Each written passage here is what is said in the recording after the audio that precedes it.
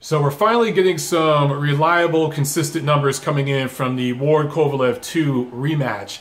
And not just pay-per-view numbers, but we know the HBO replay numbers, and we have the live gate generated there at the venue at Mandalay Bay. So before I go into all these numbers, let me just say, guys, you know, I hear some of you out there, what you're saying, that you just have a total hangover with this fight. And I feel you. It's the same with me. Just a lot of people aren't interested in these numbers. This is probably going to be the last time I talk about this whole thing between Andre Ward and Sergey Kovalev. The whole thing, just beginning, middle, end, has just been toxic.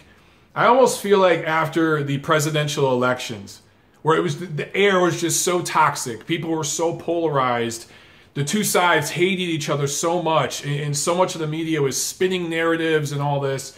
Just the extremes from the polarized fans and all that. Just after the elections, I was almost apathetic to it all. And I'm pretty much there with Ward and Kovalev. But let me get into some of these numbers, and then I'll give some quick perspective on one thing that's kind of bothering me. And I wanted to get your guys' opinion on it, and then we're just going to let this one go. Okay? So the Ward Kovalev 2 rematch generated about 125,000 pay-per-view buys. Maybe it's a little more, like 128,000. It's just under 130,000, okay? Compared to the first fight, which did a little over 160,000. So this fight, this event, underperformed on pay-per-view worse than the first fight did. But it's not just on the pay-per-view. On the actual gate, the revenue generated at Mandalay Bay this time around for the rematch was $2.18 million. About 6,000 tickets were sold. That's what was reported through the commission. That's about $343 average for a ticket. Now the first fight generated over $3.3 million as far as the live gate. They sold over 10,000 tickets, about the same as far as average ticket cost goes. I know that at both fights there were comps and discounts and stuff, but there were thousands of them at this rematch. So the gate significantly underperformed versus the first fight. Then there's the HBO replay, which it's kind of a mixed bag, but it's not hard to decipher all this stuff. So the original fight, the HBO replay, a week later, did an average of 834,000 viewers. The peak was 881,000 viewers. The replay for the rematch last week averaged only 752,000 viewers. But the peak did 947,000. What I gather from that, anybody who's worked in the business would look at that, and it's a very easy dynamic to understand. The people who watched the first fight, the replay, were more invested in watching the entire fight. They were more interested in the fight itself rather than the finish.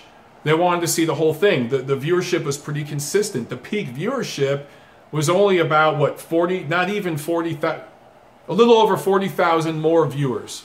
The peak viewership, right? But in the rematch, you had almost 200,000 more people tune in for that peak in the 8th round. The 947,000 viewer peak was in the 8th round during that controversial stoppage. So people were less invested, less interested in watching the entire fight itself, the rematch that is, versus the first fight. But more people were interested in tuning in that 8th round to see the controversial stoppage, wherever you sat on it, whether you were for, against, or whatever, somewhere in the middle, just to get a second look at it. So all things considered, this whole event, this rematch, was an epic failure for just about all parties involved except for one. And that brings me up to the purse situation and the finances behind all that. Now, if we just take some quick numbers off the top of my head, okay, 125,000 buys times $65, and that's how much the HD pay-per-view cost. Nobody buys the standard definition for 55, so that's a farce. Everyone spent 65 who bought this. That's about $8 million, which on the surface sounds great. But half of that immediately goes to the distributor, which is, Time Warner. So they get their $4 million, and then Roc Nation, you got to remember, Roc Nation Sports promoted this event because Team Ward demanded that they be in control of this event. Remember, Andre Ward had to announce the fight. Only he could announce it on social media. And he demanded that his side be in control, and they restructured some of the finances of this deal. So it was a co-promotion technically, but Roc Nation controlled this promotion. The first time around, Main Events controlled the promotion. But again, it was a co-promotion. So that $4 million now Roc Nation has, but they don't keep all of that. They have to give a piece of that to Main Events. So Main Events gets their chunk, and then they do what they do with it, and I'll get into that in a second. But now Roc Nation has their chunk. As lead promoter, they have more of the promotional costs and all that stuff that's associated with it, right? There's promo fees, there's advertisements, there's all sorts of things that go into all that. So, and then they got to pay their undercard fighters. Let's not even talk about the main event fighter yet, but they're undercard fighters. Now, none of them are getting seven-figure paydays or anything. Guillermo Rigondeaux, I think, was the most paid of the undercard fighters, and I think he got $150,000 off the top of my head. All those costs come in, right? So you're probably talking maybe $2 million, maybe $3 million at best, but I don't think so. It's probably closer to $2 million after all the costs associated in all that. And then they give their piece to Main Events. Actually, yeah, it'd be right around $2 million. Well, then you have the gate money that comes in, and then any sponsorships, and there weren't very many for this fight. Your site fee / casino buy, which for Mandalay Bay would be significantly less than the first fight, which is at T-Mobile, which is owned by MGM. I think Mandalay is owned by the same people, but the power structure, you know, T-Mobile Arena is such a bigger event. There were more whales, everything heavily invested. It's closer tied to the MGM Grand right there. So your casino buy for an event at T-Mobile is going to be more than at Mandalay Bay. So even when you factor all that in, being very, very, very generous to Roc Nation, being very liberal, maybe they walk away with $5 million here. And then they got to pay Andre Ward, who is guaranteed $6.5 million with a small slice of the pay-per-view upside. So he's going to take a little over $7 million. So it doesn't take a math whiz to see that Roc Nation Sports is going to bleed 7 figures on this event. They're losing 7 figures. Now on the main event side, they probably came away with about $1 million. But 75 cents of every dollar they got on the pay-per-view goes directly to Sergey Kovalev. That's the deal that they had. And the reason why they had to restructure their agreement together was because they were being squeezed by the A side because of the control they wanted and everything else. And I could do an hour-long video talking about all that, but I've already said it this way. I'll sum it up again, okay? Main Events is not in a position where they could take a 7-figure loss on a promotion. They're not a big company. Roc Nation's boxing outfit is a small portion of what the whole company is. It's a big company with a lot of money. So if their boxing organization loses money, it's not going to bankrupt all of Roc Nation, right? Main Events isn't structured like that. So basically, they had to go to Sergey and say, look, man, if you want the fight, we have to restructure the deal. Whatever we get here, we'll give you 75% of it. So that's what they did. So Main Events is coming out of this thing maybe making a couple $100,000. Sergey's going to make maybe $750,000, and then he's got foreign TV money coming in, which will probably double that. He'll get over $1 million, but it's going to be less than the $2 million plus he made for the first fight. So he's making less than he made in the first fight. Main Events is making less, but they're both still in the black. Now on the other side, Andre Ward got rich off these 2 fights, especially this second one. But his promoter is way in the red. They were in the red the first time around, even though they weren't even in promotional control.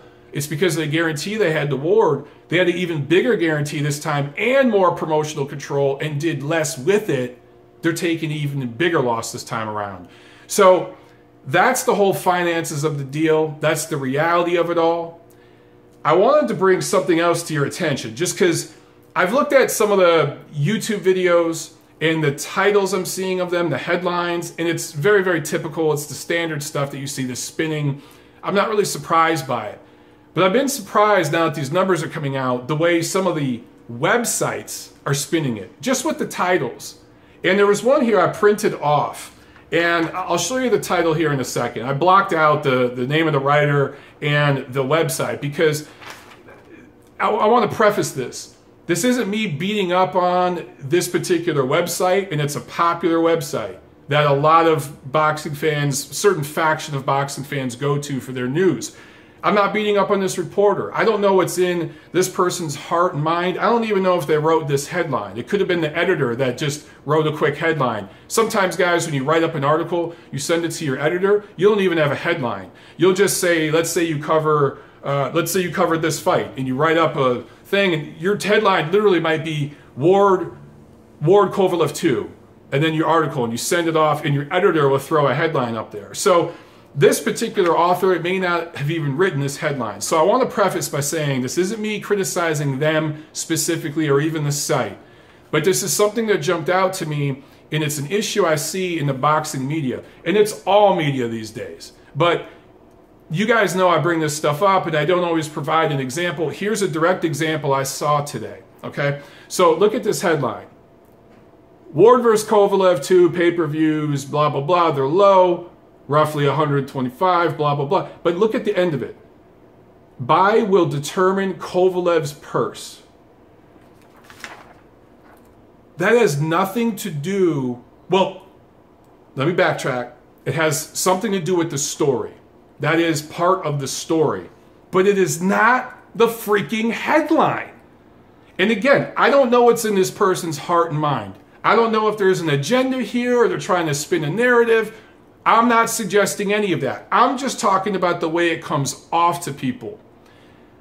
You look at this headline, right? You would think that the biggest part of this story, and we're not talking about the fight itself. The story, the headline of the fight itself was the controversial ending.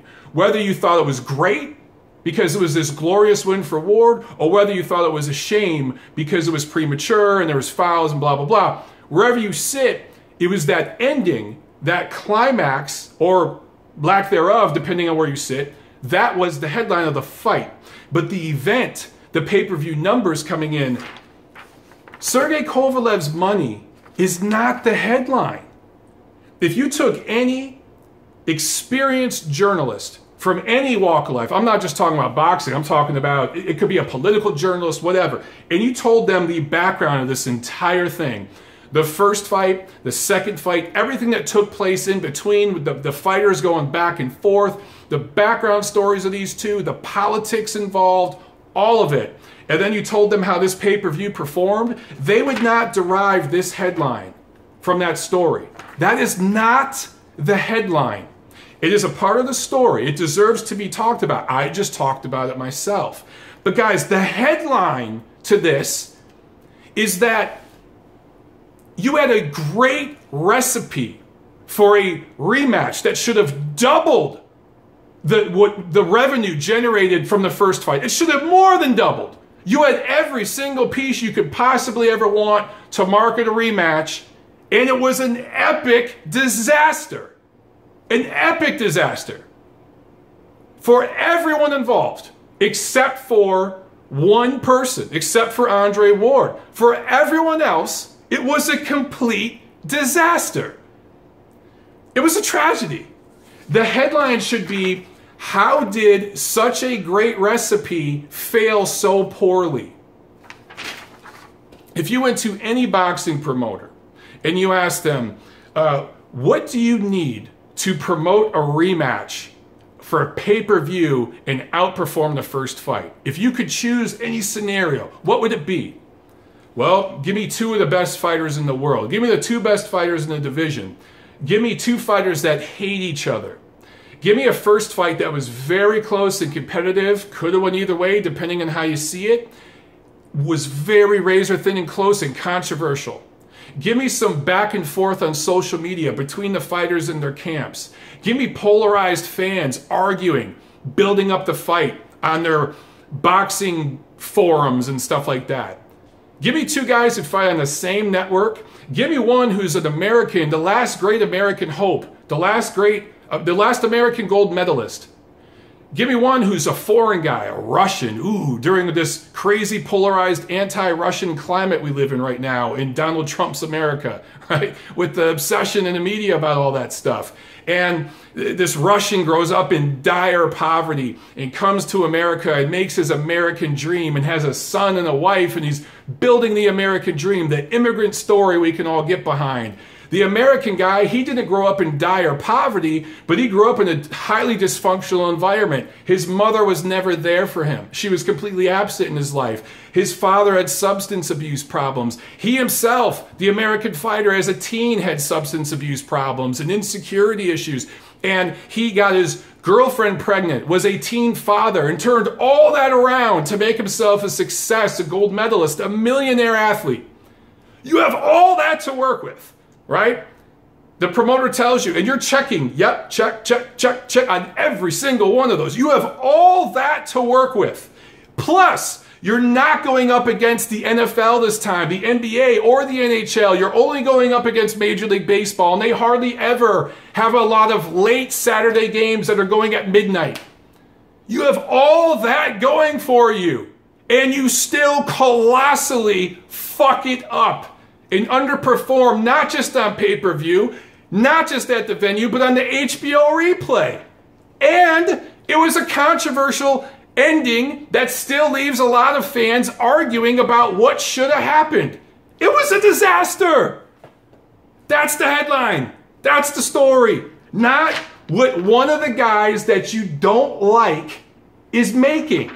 Not that one of the guys is making less than he made in the first one and the other guy's making more.